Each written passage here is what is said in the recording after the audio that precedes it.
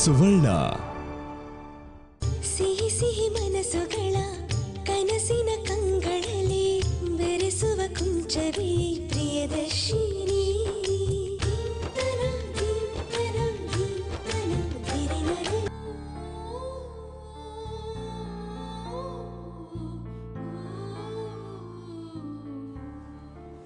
Excuse me, ಸ್ವಲ್ಪ ಕಾವ್ಯವ್ರನ್ನ ಕರಿತೀರಾ?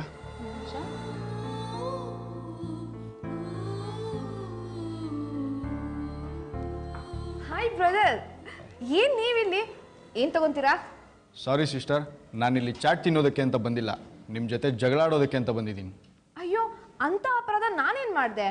ನಿಮ್ಮಿಂದ ಇಂಥ ವರ್ತನೆನ ನಾನು ನಿರೀಕ್ಷೆ ಮಾಡಿರಲಿಲ್ಲ ಸಿಸ್ಟರ್.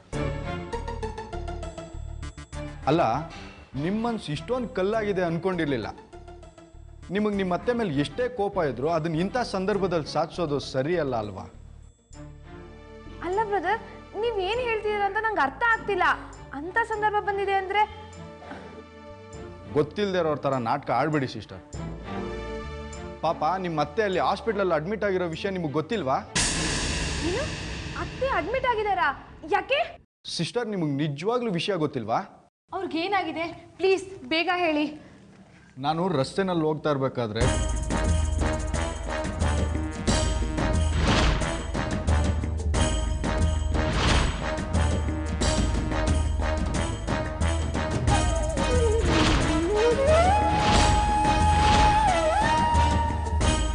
ಹಾಸ್ಪಿಟ್ಲಿನಲ್ಲಿ ಕುಕ್ ಒಬ್ಬರೇ ಇದ್ದಾರೆ, ಅವ್ರ ಹತ್ರ ಯಾರು ಇಲ್ಲ ಬೇರೆಯವರು. ಹೌದಾ? ತುಂಬಾ ಥ್ಯಾಂಕ್ಸ್ ಬ್ರದರ್ ಹೇಳಿದಕ್ಕೆ.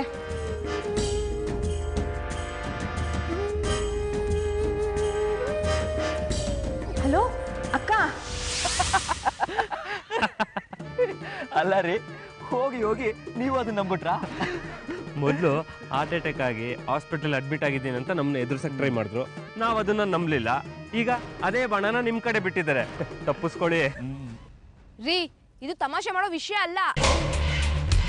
ಅಲ್ಲಿ ಅತ್ತೆ ನೋಡ್ಕೊಳಕ್ಕೆ ಯಾರು ಇಲ್ಲ, ಅವ್ರು ಒಂಟಿಯಾಗಿದ್ದಾರೆ ಅಂದ್ಮೇಲೂ ನೀವು ನಗ್ತಾ ಇದೀರಲ್ಲ. ಕಾವ್ಯ, ವಿಷಯ ಏನು ಅಂದ್ರೆ ಮಮ್ಮಿ ಇದು ಮೊದಲನೇ ಸಲ ಅಲ್ಲ ಈ ಥರ ಸುಳ್ಳು ಸೀನ ಕ್ರಿಯೇಟ್ ಮಾಡ್ತಾ ಇರೋದು.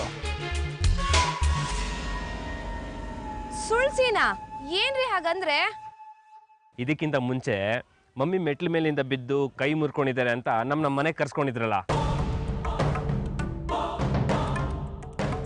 ನಾನು ಹೇಳಿದ್ನಲ್ಲ, ಅದೇ ಥರ ಈಗ ಗೃಹ ಪ್ರವೇಶ ನಿಲ್ಲಿಸೋದಕ್ಕೆ ಮುಂದೆಯಿಂದ ಒಪ್ಪಿಗೆ ಕೊಟ್ಟು ಬೇರೆ ದಾರಿಯಿಂದ ಹಾರ್ಟ್ ಅಟ್ಯಾಕ್ ಅಂತ ನಾಟಕ ಆಡಿ ನಮ್ಮ ಮನೆಗೆ ಕರ್ಸ್ಕೊಳ್ಳೋ ಪ್ಲಾನ್ ಮಾಡಿದ್ದಾರೆ. ಅದಕ್ಕೆ ಗೃಹ ಪ್ರವೇಶ ಮುಗಿಯೋ ತನಕ ಇಂಥ ವಿಷಯಕ್ಕೆಲ್ಲ ತಲೆ ಕೆಡ್ಸ್ಕೊಂಡೇನೆ ಯಾವುದೇ ನ್ಯೂಸ್ಗೂ ಕಿವಿ ಕೊಡ್ದೇನೆ ಇರೋದು ಒಳ್ಳೇದು. ಸಾಕು ಸುಮ್ನಿರಿ. ಯಾವ ವಿಷಯದಲ್ಲಿ ನೆಗ್ಲೆಕ್ಟ್ ಮಾಡ್ಬೇಕು ಅನ್ನೋ ಕಾಮನ್ ಸೆನ್ಸ್ ಇಲ್ವಾ ನಿಮ್ಗೆ? ಅತ್ತೆಗೆ ನಿಜವಾಗ್ಲೂ ಹಾರ್ಟ್ ಅಟ್ಯಾಕ್ ಆಗಿದೆ.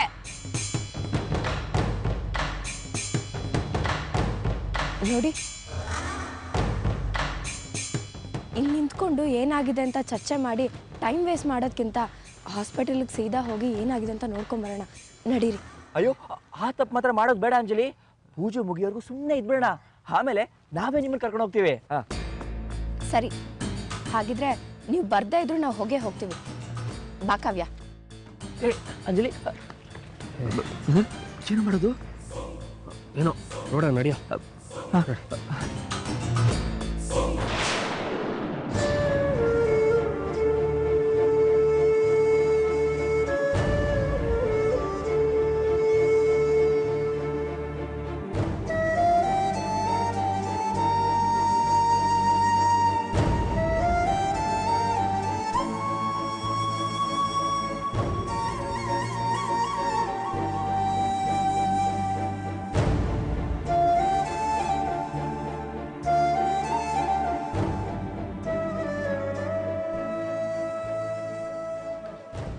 ಚಿಕ್ಕ ಯಜಮಾನ್ರೆ, ನೀವು ಬಂದಿದ್ದು ತುಂಬ ಸಂತೋಷ ಆಯಿತು. ಬನ್ನಿ, ಅಮ್ಮವ್ರು ನೋಡು. ಬನ್ನಿ ಬನ್ನಿ.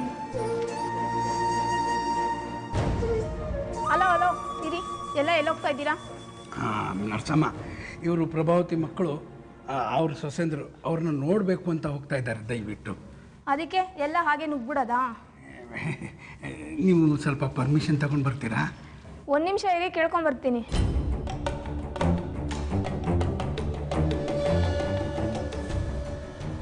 ಯಜಮಾನ್ರೆ, ನೀವು ಬರ್ತೀರಾ ಅಂತ ಅಮ್ಮ ಅವ್ರು ನಿಮ್ಮ ದಾರಿ ಕಾದು ಕಾದು ಕೊರಗ್ಬಿಟ್ರು.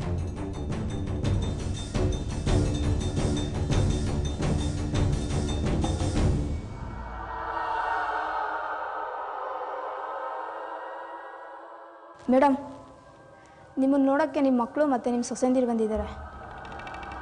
ನನ್ನ ಮಕ್ಕಳು ಬಂದಿದ್ದಾರಾ? ಗೌತಮ್ ಗೌರವ್ ಬಂದಿದ್ದಾರಾ? ಅವ್ರನ್ನ ಒಳಗೆ ಕಳಿಸಿ. ಸಿಸ್ಟರ್, ಅವ್ರ ಜೊತೆಲಿ ಯಾರು ಬಂದಿದ್ದಾರೆ ಅಂದರೆ? ನಿಮ್ಮ ಸೊಸೆಂದಿರು. ನೋಡಿ, ನನ್ನ ಮಕ್ಕಳನ್ನ ಮಾತ್ರ ಒಳಗೆ ಕಳಿಸಿ. ಅವ್ರನ್ನ ಯಾವುದೇ ಕಾರಣಕ್ಕೂ ಒಳಗೆ ಕಳಿಸ್ಬೇಡಿ. ಹೋಗಿ.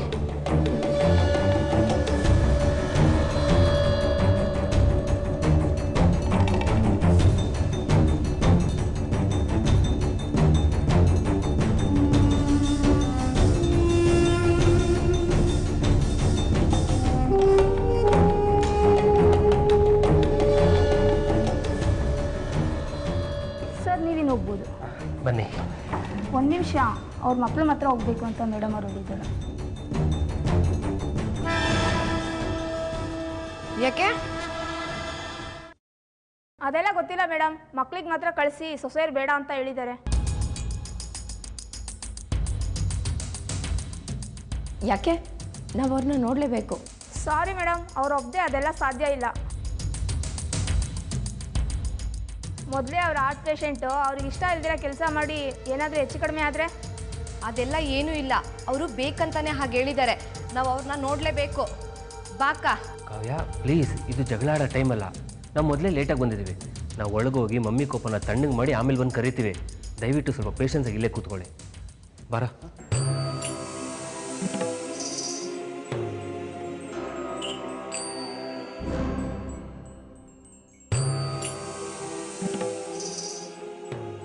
ಈ ಸೆಂಟಿಮೆಂಟ್ ಸಿಚುವೇಶನ್ನಲ್ಲಿ ಫ್ಯಾಮಿಲಿ ಒಂದಾಗತ್ತೆ ಅಂದ್ಕೊಂಡ್ರಿ, ಆದರೆ ಈಗ ಡಿಸ್ಟೆನ್ಸೇ ಜಾಸ್ತಿ ಆಗ್ತಾ ಇದೆಯಲ್ಲ.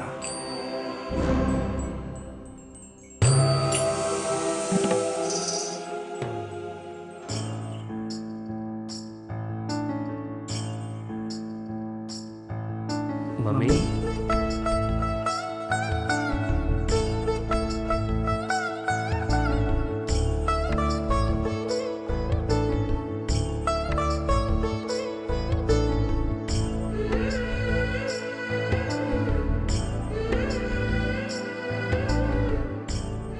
ಹೇಗಿದ್ದೀರಾ ಮಮ್ಮಿ?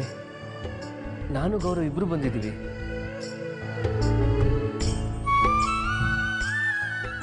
ಪ್ಲೀಸ್ ಮಾತಾಡಿ ಮಮ್ಮಿ. ನಮ್ಮೇನಾದರೂ ಕೋಪ ಇದ್ದರೆ ಬೈದ್ಬಿಡಿ, ಆದರೆ ಈ ಥರ ಮಾತಾಡದೆ ಮಾತ್ರ ಇರಬೇಡಿ ಪ್ಲೀಸ್. ನಿಮ್ಮ ದಮ್ಮಯ್ಯ ಅಂತೀವಿ.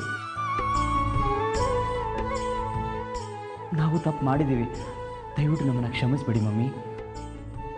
ಸಂಬಂಧ ಇಲ್ಲದವ್ರನ್ನೆಲ್ಲ ಕ್ಷಮಿಸೋಷ್ಟು ದೊಡ್ಡ ಗುಣ ನನ್ನಲ್ಲಿಲ್ಲಪ್ಪ. ನಾನ್ಯಾರು? ಇಷ್ಟಕ್ಕೂ ನೀವೇನಾಗ್ಬೇಕು ನನಗೆ? ಮಮ್ಮಿ ಪ್ಲೀಸ್, ಆ ಥರ ಎಲ್ಲ ಮಾತಾಡಬೇಡಿ. ನಮಗೆ ತುಂಬ ದುಃಖ ಆಗುತ್ತೆ. ಮುಚ್ಚೋ ಬಾಯಿ ಸಾಕು. ದುಃಖ ಆಗುತ್ತಂತೆ ದುಃಖ. ನಾನು ಹಾರ್ಟ್ ಅಟ್ಯಾಕ್ ಅಂತ ಅಡ್ಮಿಟ್ ಆಗಿ ಇಡೀ 1 ದಿನ ಕಳೆದಿದ್ದೀನಿ. ಈಗ ನೋಡ್ಲೋ ಬೇಡವೋ ಅಂತ ಯಾರೋ ಶತ್ರುಗಳನ್ನ ನೋಡೋಕೆ ಬರ್ತಾರಲ್ಲ, ಹಾಗೆ ಬರ್ತಾ ಇದ್ದೀರಾ? ಇದರಿಂದ ನಿಮ್ಮ ತಾಯಿ ಮನ್ಸಿಗೆ ನೋವಾಗುತ್ತೆ ಅನ್ನೋ ಪರಿಜ್ಞಾನ ಕೂಡ ಇಲ್ವೇನ್ರೋ ನಿಮಗೆ?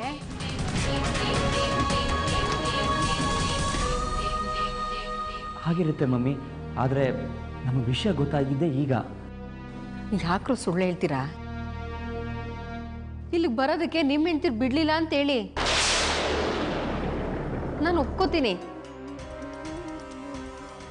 ಅದನ್ನ ಬಿಟ್ಟು ನಮಗೆ ವಿಷಯನೇ ಗೊತ್ತಿಲ್ಲ ಅಂತ ಸುಳ್ಳು ಹೇಳಬೇಡಿ. ಯಾಕೆ? ಭಟ್ರೆ ನಿಮ್ಮನ್ನ ಖುದ್ದಾಗಿ ಭೇಟಿ ಮಾಡಿ ವಿಷಯ ತಿಳಿಸಿಲ್ವಾ? ಅವ್ರು ನಿಮಗೆ ವಿಷಯ ತಿಳಿಸಿದ್ದಾರೆ ಅಂತ ನನಗೆ ಚೆನ್ನಾಗಿ ಗೊತ್ತು. ಮಮ್ಮಿ, ಅವ್ರ ವಿಷಯ ತಿಳಿಸಿದ್ದು ನಿಜಾನೇ.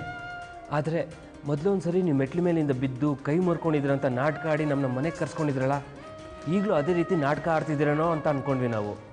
ನಾಟಕ ಆಡಿದ್ರೆ ಬರಬಾರ್ದಾ? ಒಬ್ಬ ತಾಯಿ ತನ್ನ ಮಕ್ಕಳನ್ನ ನಾಟಕ ಆಡಿ ಕರೆಸ್ಕೊಳ್ಳೋಂಥ ಪರಿಸ್ಥಿತಿನ ನಿರ್ಮಾಣ ಮಾಡಿದ್ಯಾರು? ನೀವೇ ತಾನೇ? ನನ್ನ ಹಾರ್ಟ್ ಅಟ್ಯಾಕ್ ಆಗಿರೋದೇನೆ ನಾಟಕ ಅಂದ್ಕೊಂಡು ಸುಮ್ಮನಾಗಿರೋರು ನೀವು.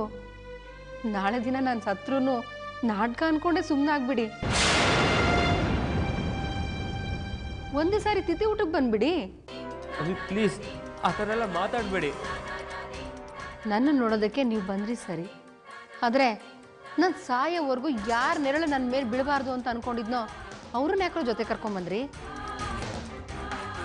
ಯಾಕೆ ನಾ ಸಾಯ್ತಾ ಇರೋದು ನೋಡಿ ಅವ್ರು ಸಂತೋಷ ಪಡಲಿ ಅಂತನಾ? ಮಮ್ಮಿ ಹಾಗೆಲ್ಲ ಮಾತಾಡಬೇಡಿ. ಪಾಪ ಅವರು. ಯಾರೋ ಪಾಪ? ನಾನು ಕಣೋ ಪಾಪಿ. ನಿಮ್ಮಂಥ ಸುಳ್ಳು ಹೇಳೋ ಮಕ್ಕಳನ್ನ ಎತ್ತಿದ್ದೀನಲ್ಲ, ನಾನು ಪಾಪಿ. ನಿಮ್ಮ ಅಪ್ಪನೂ ನನ್ನ ಮಾತು ಕೇಳ್ತಾರೆ, ಆದರೆ ನೀವು ನಿಮ್ಮ ಹೆಂಡ್ತಿರ ಮಾತು ಕೇಳ್ತೀರಲ್ಲ, ಅಷ್ಟಲ್ಲ. ನನ್ನ ಹತ್ರನೇ ಸುಳ್ಳು ಹೇಳಿ ಯಾಮಾರಿಸ್ಬಿಟ್ರಲ್ರು. ನೀವು ಒಪ್ಪಿದ್ರೆ ಅವ್ರು ಡೈವರ್ಸ್ ಕೊಡ್ತಾರೆ ಮಮ್ಮಿ ಅಂತ ನನ್ನ ಒಪ್ಪಿಗೆನ ಅವ್ರ ಮನೆಯವ್ರ ಕೈಲಿ ಹೇಳಿಸಿ ಆ ಒಪ್ಪಿಗೆನ ನೀವು ಬೇರೆ ಮನೆ ಮಾಡೋದಕ್ಕೆ ಉಪಯೋಗಿಸ್ಕೊಂಡ್ರಲ್ರು. ಹಾಲು ಉಗ್ಸೋದಕ್ಕೆ ಅಂತ ಶಾಸ್ತ್ರಿಗಳು ಕೊಟ್ಟಿದ್ದ ಮುಹೂರ್ತ ಚೀಟಿನ ಡೈವರ್ಸ್ ಅಪ್ಲೈ ಮಾಡೋದಕ್ಕೆ ಮುಹೂರ್ತ ಚೀಟಿ ಮಮ್ಮಿ ಅಂತ ನನ್ನನ್ನೇ ಯಾಮಾರಿಸ್ಬಿಟ್ರಲ್ರು. ಬಾಬಾ ಎಷ್ಟು ದೊಡ್ಡ ನಾಟಕ ಆಡ್ಬಿಟ್ರಲ್ರು. ನೀವು ಆಡಿದ ನಾಟಕದ ಮುಂದೆ ನಾನು ಮಾಡಿದ್ದು ಸಣ್ಣ ನಾಟಕ ತಾನೇ. ಹೆತ್ತ ತಾಯಿಗೆ ಮೋಸ ಮಾಡೋಕೆ ನೋಡಿರೋ ನಿಮ್ಮನ್ನ ನನ್ನ ಮಕ್ಕಳು ಅಂತ ಹೇಗ್ರೂ ಒಪ್ಕೊಳ್ಳಿ. ಯಾರೋ ಬೀದಿಲಿ ಹೋಗೋನೆ ನನ್ನನ್ನು ಇವತ್ತು ಕಾಪಾಡಿದ್ದಾನೆ. ನಾನು ಅವನ್ನೇ ನನ್ನ ಮಗ ಅಂತ ಅನ್ಕೋತೀನಿ. ನನಗೆ ನೀವು ಬೇಡ, ಹೋಗಿ, ಹೊರಟೋಗಿ.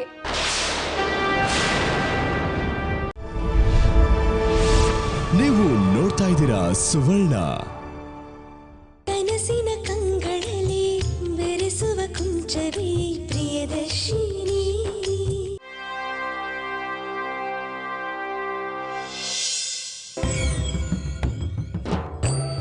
ನೋಡ್ದಿ ಅಕ್ಕ, ಎಷ್ಟು ಅವಮಾನ. ಅವ್ರಿಗೆ ಹಾರ್ಟ್ ಅಟ್ಯಾಕ್ ಆಗಿದೆ ಅಂತ ಅವ್ರ ಮಕ್ಳಿಗೆ ನಾವು ತಾನೇ ಹೇಳಿದ್ದು. ಶತ್ರುಗಳ ಥರ ನಮ್ಮನ್ನ ಹೊರಗಡೆ ನಿಲ್ಸಿದ್ದಾರೆ. ನಾವೇನು ಅವ್ರನ್ನ ಕೊಲೆ ಮಾಡೋದಿಕ್ಕ ಬಂದಿದ್ವಿ? ಬಾ ಅವ್ರನ್ನ ಈಗಲೇ ಹೋಗಿ ಕೇಳೋಣ.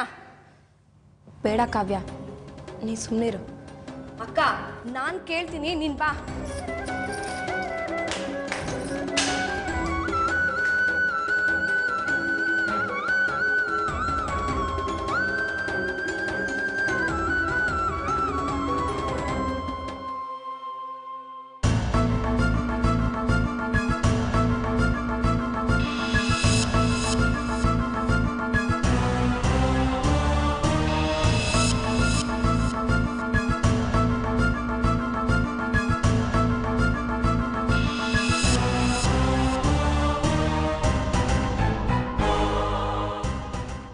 ನೀವು ಯಾಕ್ರೆ ಬಂದ್ರಿ ಇಲ್ಲಿಗೆ?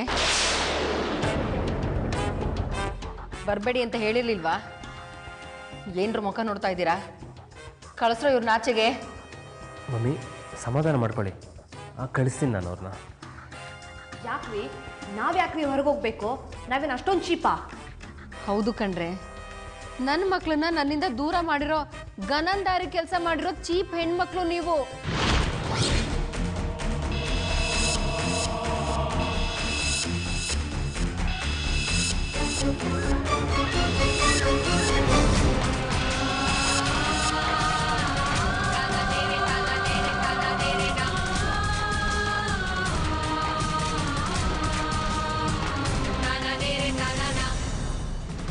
ಏನ್ರಿ ನಿಮ್ಮ ಅಮ್ಮಂಗೆ ನಾ ತಲೆಗೆಲೆ ಕೆಟ್ಟಿದೀಯಾ?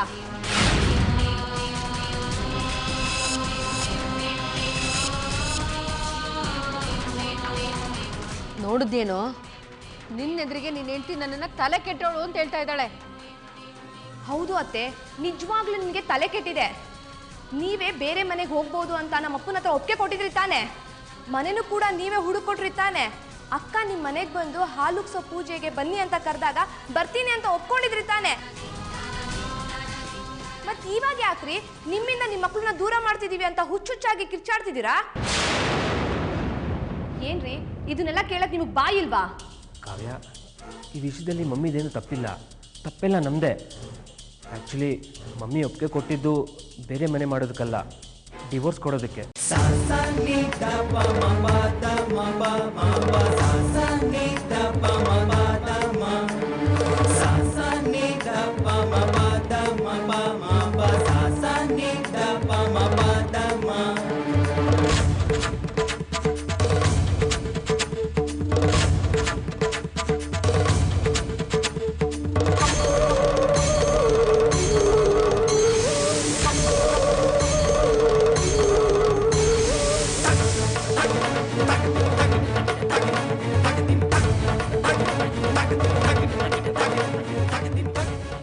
ವಿಷಯದಲ್ಲಿ ಮಮ್ಮಿದೇನು ತಪ್ಪಿಲ್ಲ, ತಪ್ಪೆಲ್ಲ ನಮ್ಮದೇ. ಹೇಗಾದರೂ ಮಾಡಿ ನಿಮ್ಮನ್ನ ಹತ್ರ ಮಾಡಿಕೊಂಡು ಆಮೇಲೆ ಮಮ್ಮಿಗೆ ಸಮಾಧಾನ ಮಾಡೋಣ ಅಂತ ಈ ನಾಟಕ ಆಡಿದ್ವಿ ಕಾವ್ಯ. ಥೂ, ನಿಮಗೆ ನಾಚಿಕೆ ಆಗೋದಿಲ್ವೇನ್ರಿ? ನಿಮ್ಮ ದುರಾಸೆಗೋಸ್ಕರ ನಮ್ಮ ಮರ್ಯಾದೆನ ಬಲಿ ಕೊಟ್ಬಿಟ್ರಲ್ರಿ. ಕೊನೆಗೂ ನಿಮ್ಮ ತಾಯಿ ಮುಂದೆ ನಮ್ಮನ್ನ ಕೆಟ್ಟವ್ರು ಮಾಡಿಬಿಟ್ರಿ. ಈ ಜನ್ಮದಲ್ಲ, ಇನ್ಯಾವ ಜನ್ಮದಲ್ಲೂ ನಾವು ನೀವು ಒಂದಾಗಕ್ಕೆ ಸಾಧ್ಯ ಇಲ್ಲ.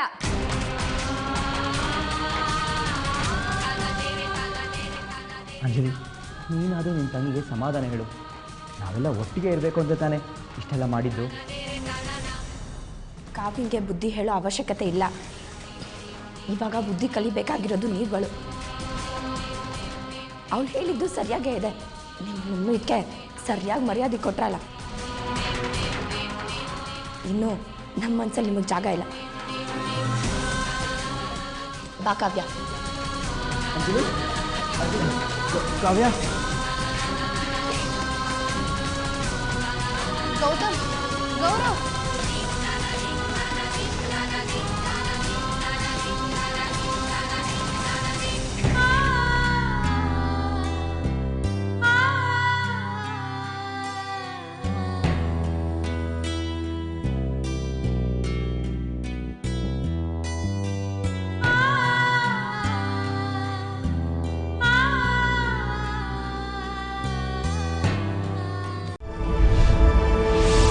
ನೀವು ನೋಡ್ತಾ ಇದ್ದೀರಾ ಸುವರ್ಣ. ಕನಸಿನ ಕಂಗಳಲ್ಲಿ ಬೆರೆಸುವ ಕುಂಚವೇ ಪ್ರಿಯದರ್ಶಿನಿ.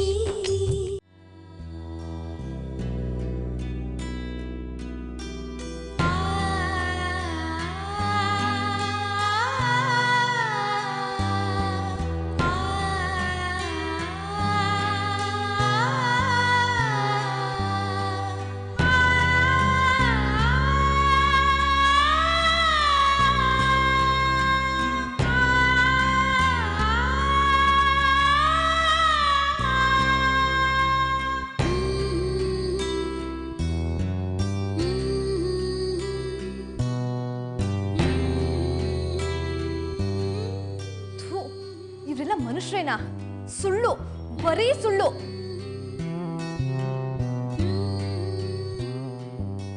ಪಕ್ಕಾ ಫ್ರಾಡ್ ಫ್ಯಾಮಿಲಿ. ಒಂದ ಎರಡ ಮೋಸಗಳು. ನಂಬಿಕೆ ಅನ್ನೋ ಪದಕ್ಕೆ ಅವಮಾನ ಮಾಡಿಬಿಟ್ರು. ಡೈವರ್ಸ್ ಒಪ್ಪಿಗೆ ಇದೆ ಅಂತ ಹೇಳಿ ಅಲ್ಲಂಬಿಸಿದ್ದಾರೆ. ಇಲ್ಲಿ ಬಂದು ಅಮ್ಮ ಬೇರೆ ಮನೆ ಮಾಡೋದಕ್ಕೆ ಒಪ್ಕೊಂಡಿದ್ದಾರೆ ಅಂತ ನಮಗೆ ನಂಬಿಸಿದ್ದಾರೆ. ಅಕ್ಕ ಅತ್ತೆನ ಪೂಜೆ ಕರೆಯಕ್ಕೆ ಹೋದಾಗ ಈ ವಿಷಯ ಅತ್ತೆಗೆ ಗೊತ್ತಾಗಿದೆ. ಆ ಶಾಕಲ್ಲಿ ನನ್ನ ಮಕ್ಕಳನ್ನ ದೂರ ಮಾಡ್ತಿದ್ಯೋ ಅನ್ನೋ ಆತಂಕದಲ್ಲಿ ಹಾರ್ಟ್ ಅಟ್ಯಾಕ್ ಆಗಿದೆ. ಇನ್ನೊಂದು ಬೇಜಾರು ವಿಷಯ ಏನಪ್ಪ ಅಂದರೆ, ಅತ್ತೆಗೆ ಹಾರ್ಟ್ ಅಟ್ಯಾಕ್ ಆಗಿದೆ ಅನ್ನೋ ವಿಷಯ ಗೊತ್ತಾದ ಮೇಲೂ ಅವರು ನೋಡೋಕ್ಕೆ ಹಾಸ್ಪಿಟ್ಲಿಗೆ ಹೋಗದೆ ಬೇರೆ ಮನೆ ಮಾಡೋ ವಿಷಯದಲ್ಲಿ ಬೇಜವಾಬ್ದಾರಿಯಿಂದ ನಡ್ಕೊಂಡಿದ್ದಾರೆ. ಅವ್ರು ಮಾಡಿರೋ ಕೆಲಸಕ್ಕೆ ಕಳಂಕ ನಮ್ಮ ತಲೆ ಮೇಲೆ ಬಂದಿದೆ. ಅದಕ್ಕೆ ಅತ್ತೆ ನಾವೇ ಅವ್ರಿಗೆ ಬೇರೆ ಮನೆ ಮಾಡಿ ಅಂತ ತಲೆ ಕೆಡಿಸಿದ್ವಿ ಅಂದ್ಕೊಂಡು ನಮ್ಮ ಮೇಲೆ ದ್ವೇಷ ಕಾರ್ತಿದ್ದಾರೆ. ನಾನು ಹೀಗೆಲ್ಲ ಆಗುತ್ತೆ ಅಂತ ಮೊದಲೇ ಯೋಚನೆ ಮಾಡಿದ್ರಿಂದನೇ ನಾನು ಅವತ್ತೇ ಕಂಡೀಷನ್ ಹಾಕಿದ್ದೆ.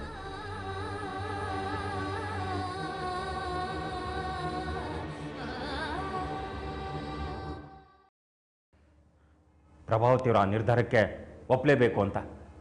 ಆದರೂ ನಮ್ಮ ಮಳೆಯಂದರು ನಮ್ಮ ಕಣ್ಣಿಗೆ ಮಣ್ಣೆರಚಿ ಮೋಸ ಮಾಡಿಬಿಟ್ರು.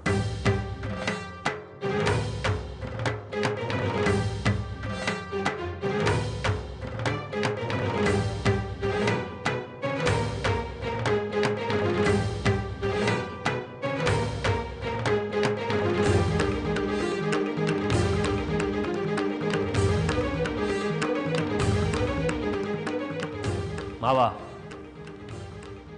ನೀವು ಮಾತಾಡಿದ್ದೆಲ್ಲ ನಾವು ಕೇಳಿಸ್ಕೊಂಡ್ವಿ. ನೀವು ಈ ಸಲ ನಮ್ಮ ಮೇಲೆ ಕೋಪ ಮಾಡ್ಕೊಳೋದ್ರಲ್ಲಿ ಯಾವುದೇ ರೀತಿ ನ್ಯಾಯ ಇಲ್ಲ. ಅಲ್ಲ, ನಾವು ಸುಳ್ಳು ಹೇಳಿದ್ದೀವಿ ಅಂತ ತಾನೇ ನೀವೆಲ್ಲರೂ ನಮ್ಮ ಮೇಲೆ ಕೋಪ ಮಾಡ್ಕೊಂಡಿರೋದು. ನಾವು ತಾನೇ ಏನು ಮಾಡೋದಕ್ಕೆ ಸಾಧ್ಯ ಇತ್ತು ಮಾವ?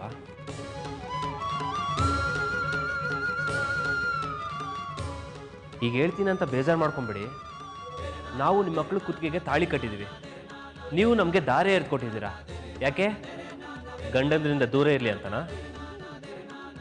ನಾವೇನೋ ನಮ್ಮ ಮಕ್ಕಳು ಸಂಸಾರಸ್ಥರಾಗಿ ಬಾಳಿ ಬದುಕಲಿ ಅಂತನೇಪ್ಪ ಮದುವೆ ಮಾಡಿಕೊಟ್ಟಿದ್ದು. ಆದರೆ ನೀವು ಅದನ್ನು ಪೂರೈಸಲಿಲ್ಲ. ಇವತ್ತಿಲ್ಲಿ ನಿಂತ್ಕೊಂಡು ಇಷ್ಟೊಂದು ಮಾತಾಡ್ತಾ ಇದ್ದೀರಲ್ಲ, ಅವತ್ತು ನಿಮ್ಮ ತಾಯಿ ನಿಮ್ಮ ಕಣ್ಣೆದ್ರಿಗೇನೆ ಮಕ್ಕಳನ್ನ ಆಚೆ ಹಾಕ್ತಿದ್ರಲ್ಲ, ಅವತ್ತೆಲ್ಲೋಗಿತ್ತು ನಿಮ್ಮ ಕಾಳಜಿ? ಹಾಂ,